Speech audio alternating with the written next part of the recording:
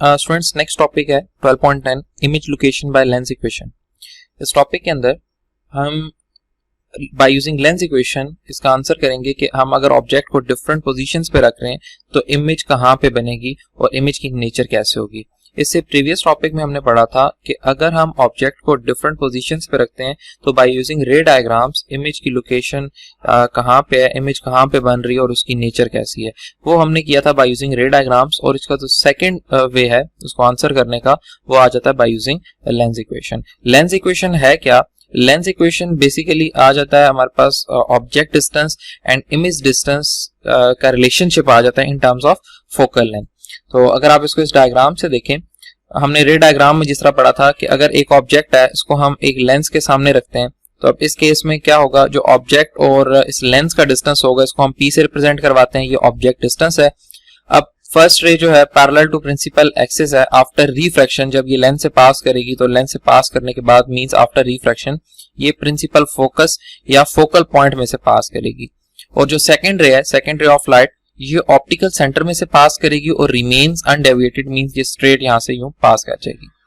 यहाँ पे raise of light meet कर रही हैं तो जहां पे रेज ऑफ लाइट मीट करेंगी इमेज फॉर्मेशन होगी इसकी। अब यहाँ पे एक ऑब्जेक्ट था OP, इसकी जो इमेज बन रही है वो O प्राइम P प्राइम, ये इसकी इमेज बन रही है। अब जो इमेज का डिस्टेंस इस लेंस से है इसको हम Q से रिप्रेजेंट करते हैं और जो ऑप्टिकल सेंटर और फोकल पॉइंट का डिस्टेंस है इसको हम स्मॉल f से रिप्रेजेंट करेंगे, मींस फोकल लेंथ।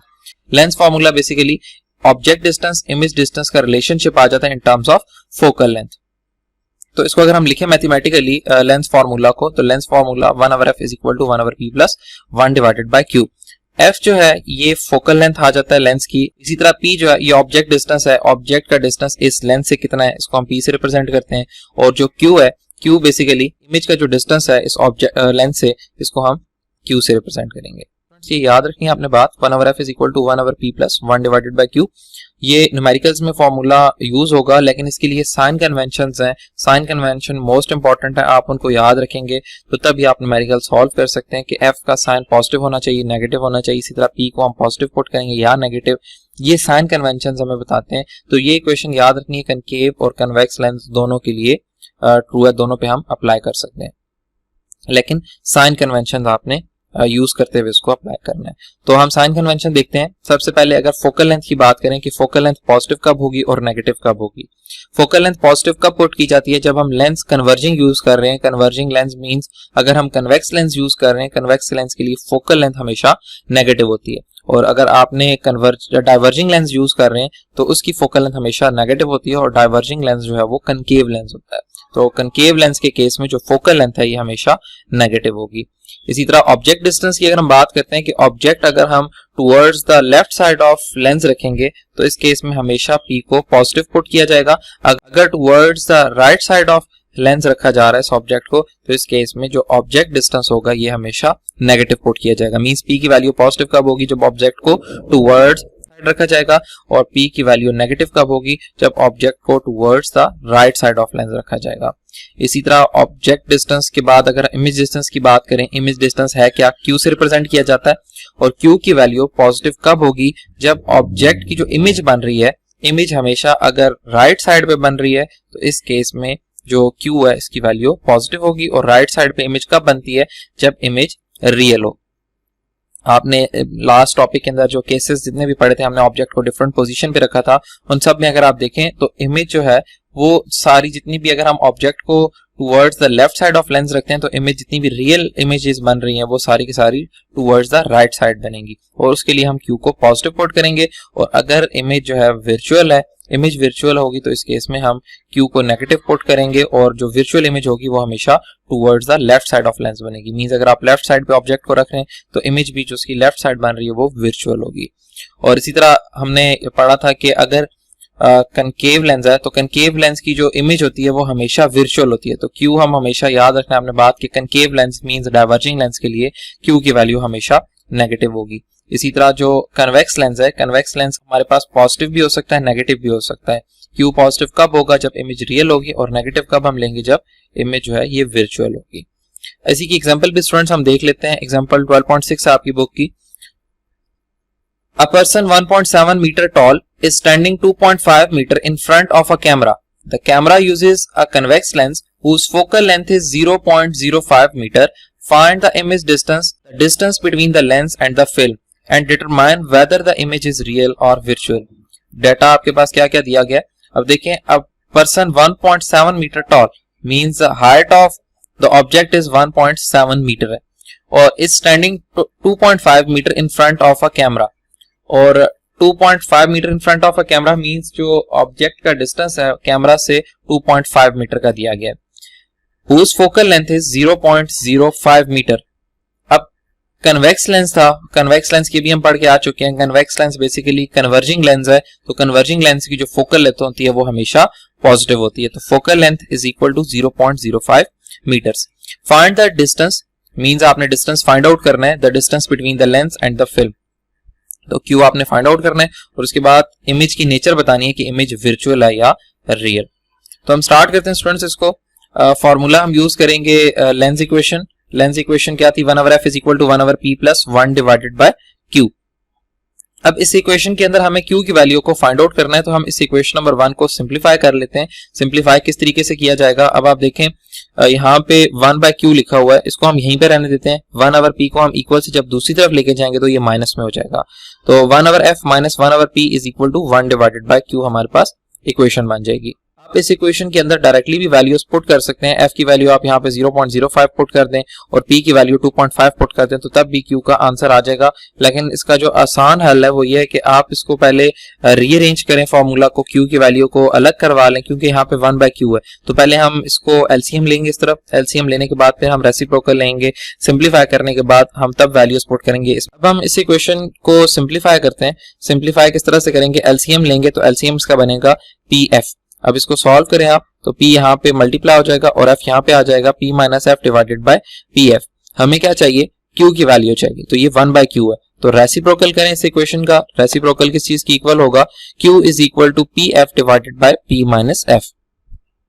अब ये इक्वेशन बिल्कुल सिंप्लीफाई हो चुकी है. इसके अंदर अगर हम वैल्यूज को पुट करें, p की वैल्यू हमें दी गई है न्यूमेरिकल के अंदर 2.5 एंड f की value 0.05 and divided by p is equal to 2.5 and f is equal to 0.05. ये वैल्यूज आप पुट करेंगे, जो हमें q की वैल्यू मिलेगी इसको कैलकुलेटर से सॉल्व करने के बाद वो आ जाती है 0.05 मीटर्स. ये q किस चीज को इंडिकेट कर रहा है कि अगर हम ऑब्जेक्ट को 2.5 मीटर अवे रखते हैं लेंस से तो इसकी जो इमेज बनेगी वो 0.05 डिस्टेंस पे बनेगी. और ये जो पॉजिटिव है ये इस चीज को इंडिकेट कर रहा है कि जो इमेज की नेचर है ये रियल है. तो मीन्स हम लिख सकते हैं since the image distance is positive so a real image is formed on the film at the focal point of the lens. means object का फोकल लेंथ 0.05 है तो इमेज जो बन रही है वो फोकल पॉइंट पे बन रही है और इमेज की नेचर कैसी है? ये रियल होगी. ओके स्टूडेंट्स, हम नेक्स्ट एग्जांपल की तरफ आते हैं. एग्जांपल 12.6. एग्जांपल 12.6 है A concave lens has a focal length of 15 cm. At what distance should the object from the lens be placed so that it forms an image at a 10 cm from the lens? Also find the magnification of the lens. इस problem के अंदर हमें concave lens की focal length दी गई है. means focal length of the concave lens is 15 cm.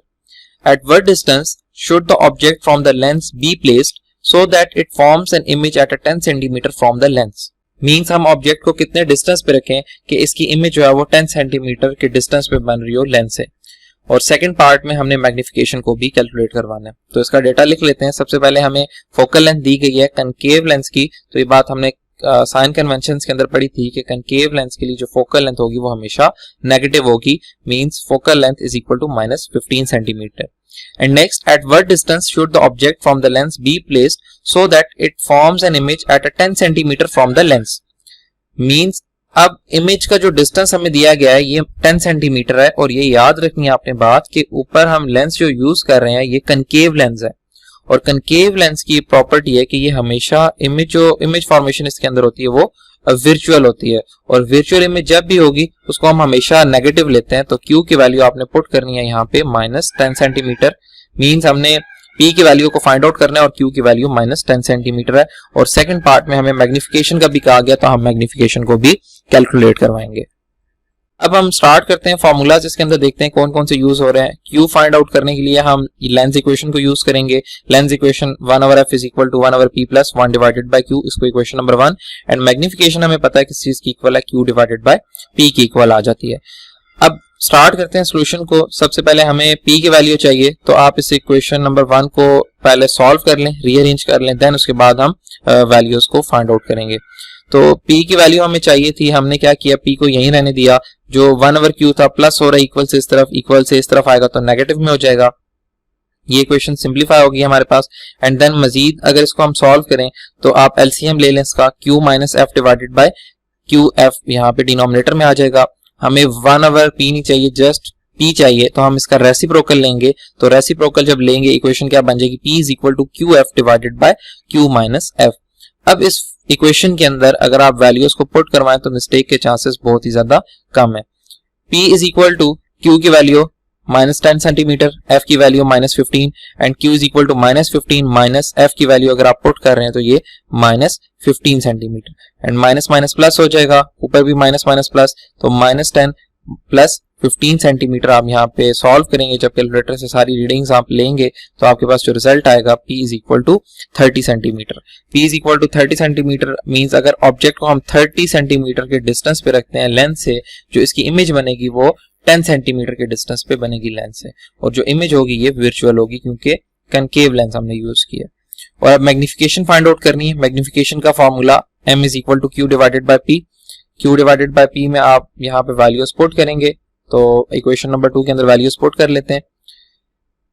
Putting values in equation number 2, equation number 2 m is equal to 10 divided by 30। Students ये बात आपने याद रखनी है कि हम मैग्निफिकेशन जब फाइंड आउट करते हैं तो q और p का जो साइन होता है, अगर पॉजिटिव है या नेगेटिव जो भी है, हमने यहाँ पे विदाउट साइन हमने जस्ट इसका मैग्नीट्यूड पुट करना होता है। m की वैल्यू क्या आ रही है 10 सेंटीमीटर, और q की वैल्यू यहाँ पे पुट कर दें, q की वैल्यू 10 सेंटीमीटर और जो p की वैल्यू है ये 30 सेंटीमीटर। इसको आप सॉल्व करें, सेंटीमीटर सेंटीमीटर से cancel, 10 1 times 10 and 10 3 times 30। So magnification is equal to 1/3।